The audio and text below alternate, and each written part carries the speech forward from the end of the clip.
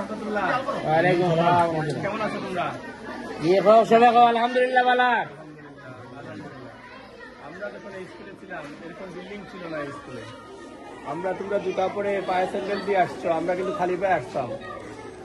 দরজার বেড়া ছিল, একসাথে লম্বা একটা ঘর। তো আলহামদুলিল্লাহ তোমরা অনেক ভালো পরিবেশ পেয়েছো। তো তোমাদের উচিত হবে, নতুন আসছো, এবার 6-এ ভর্তি হয়েছো, আশা করব, দোয়া করব তোমাদের জন্য যে তোমরা ভালো করো। আজকে বই বিতরণ হবে।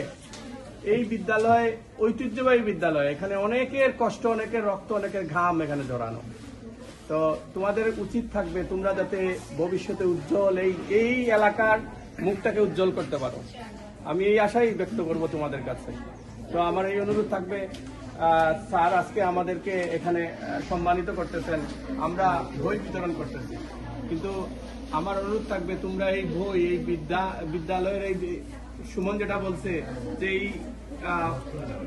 বই থেকে তোমরা যে জ্ঞান অর্জন করবে এটা যেন নিজের উপরে প্রতিফলিত হয়। তো এই আশাই আমি তোমাদের কাছে ব্যক্ত করে আমি আমার কথা শেষ করছি। আসসালামু আলাইকুম ওয়া রাহমাতুল্লাহ।